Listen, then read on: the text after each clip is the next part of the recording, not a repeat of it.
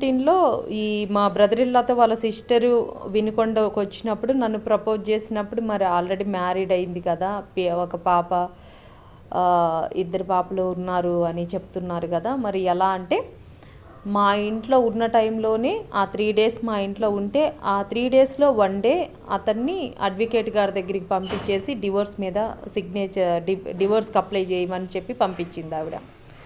అతను ప్రకాశం డిస్టిక్, అతను స్వస్థలము ప్రకాశం డిస్టిక్ పామూరు కాబట్టి అక్కడికి దగ్గర కందుకూరులో డివోర్స్కి అప్లై చేయాలి కాబట్టి అక్కడికి అతను వెళ్ళి డివోర్స్కి ఎవరు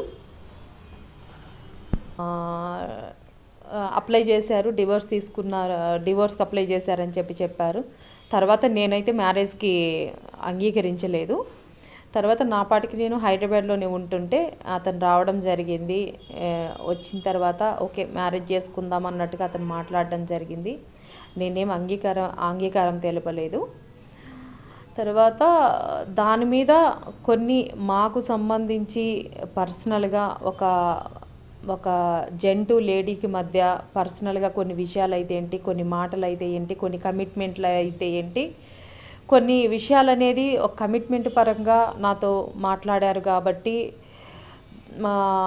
అది అనేది ఒక మ్యారేజ్ పర్సనల్ విషయానికి సంబంధించి నేను మ్యారేజ్ అనేది అంగీకరించకపోయినా కూడా అతను అనేది నాకు ఒక లేడీగా నాకు అనేది కొంతవరకు నష్టం జరిగింది కాబట్టి అతని వల్ల రిలేటివ్స్లో కానీ తెలిసిన వాళ్ళ దగ్గర కానీ అతనికి కొన్ని లావాదేవీలు ఉన్న దగ్గర అక్కడ అతనికి ఏమన్నా అక్కడ అవసరం ఉందన్న దగ్గర నన్ను వైఫ్ అన్నట్టుగా చూపించుకోవడం జరిగింది అతను. అది ప్రకాశం డిస్టిక్ కందుకూరు పోలీస్ స్టేషన్లో ఒకసారి మా వైఫ్ అని చెప్పి నన్ను అక్కడికి తీసుకెళ్లారు. తర్వాత అక్కడ అతనికి నేను వైఫ్గా సిగ్నేచర్ చేద్దాం అనుకుంటే నేను అందరికీ తెలిసేలాగా మ్యారేజ్ చేసుకోకుండా ఎలా అట్లా అని చెప్పేసి నేను సిగ్నేచర్ అనేది చేశాను, కానీ అతని హస్బెండ్ అని అంగీకరించలేదు. ఆ తర్వాత అతను లేదండి.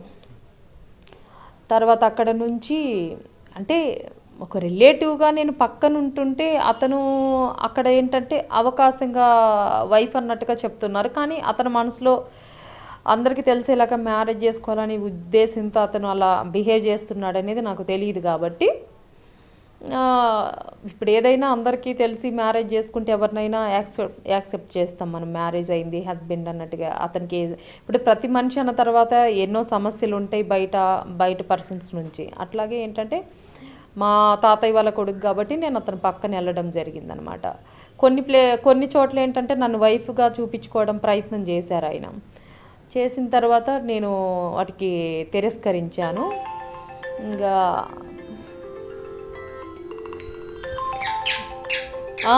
నాకు కొన్ని ఇష్యూస్ జరిగినాయి కాబట్టి దాని మీద నేను ఒక బంజారా హిల్స్ పోలీస్ స్టేషన్లో కంప్లైంట్ ఇవ్వడం జరిగింది అండి.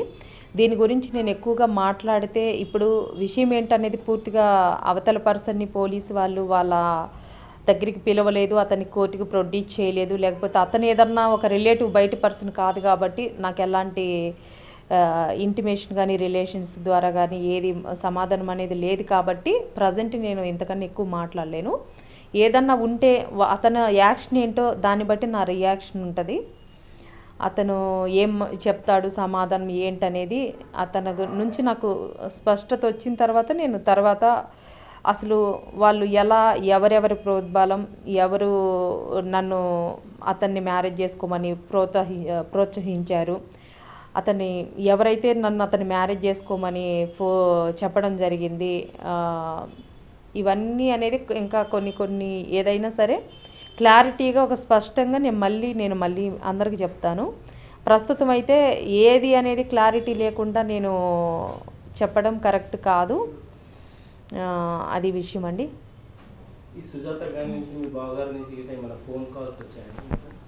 అట్లా ఎవరి దగ్గర నుంచి నాకు కాల్స్ రాలేదండి. అతను ఒక 1 లాస్ట్ మంత్ 10th మా ఫాదర్ చనిపోయారండి.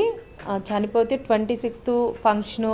మా ఫాదర్ హాస్పిటల్లో ఉన్నప్పుడు అతను నా పక్కనే ఉన్నారు. తర్వాత మా ఫాదరు చనిపోయినప్పుడు ఫంక్షను అన్నిటికీ నా పక్కనే ఉన్నారు. ఒక రిలేటివ్గా తాతయ్య కొడుకు అన్నట్టుగా ఉన్నారు. అందరిలాగానే రిలేటివ్స్ లాగా అతను కూడా ఉన్నారు. కానీ విషయం ఏంటంటే కొన్ని విషయాలలో నన్ను చాలా నేను అతని వల్ల సఫర్ అయ్యాను కాబట్టి, ఇప్పుడు వాళ్ళ సిస్టర్ అయితే ఏంటి, వాళ్ళ బావగారు మెజిస్ట్రేట్ గాజుల వెంకటేశ్వరరావు గారు ఆయన పేరు, విజయవాడలో.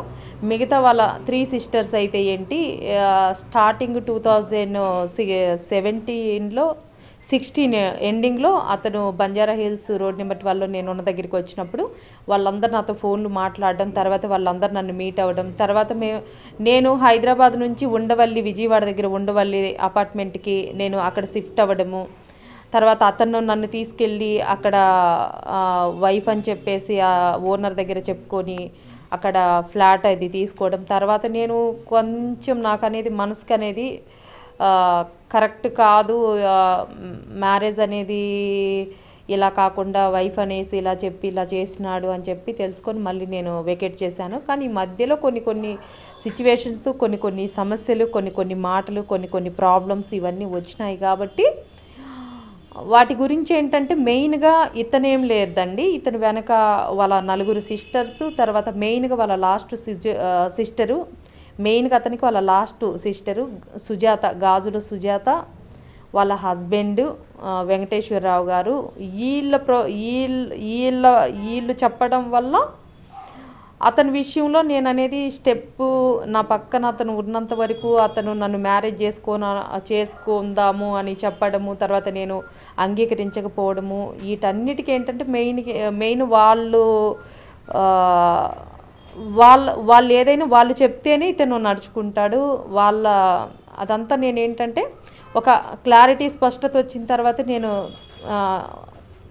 ఏమేం జరిగినాయి అవన్నీ అనేది ఇప్పుడు చెప్పాను. అతని యాక్షన్ ఏముంటుందో దాన్ని బట్టి నా రియాక్షన్ అనేది నేను తప్పకుండా చెప్తాను. ఇప్పుడైతే పర్సనల్ ఇష్యూ కాబట్టి, నా వ్యక్తిగతమైన విషయం కాబట్టి నేను ఏది క్లారిటీగా స్పష్టంగా అన్నీ చెప్పడం అనేది ఇప్పుడు కరెక్ట్ కాదు, నా లైఫ్కి సంబంధించిన విషయం కాబట్టి. రేపు పొద్దున ఫర్దర్గా నేను ఫ్యూచర్లో ఎవరినైనా మ్యారేజ్ చేసుకున్నా కూడా నాకేంటంటే ఇప్పుడు నేను కొన్ని విషయాలు అనేది నా వ్యక్తిగతంగా నేను అన్నీ చెప్పను కాబట్టి చెప్పడం లేదు. కానీ సమయం వచ్చినప్పుడు ఖచ్చితంగా చెప్తాను.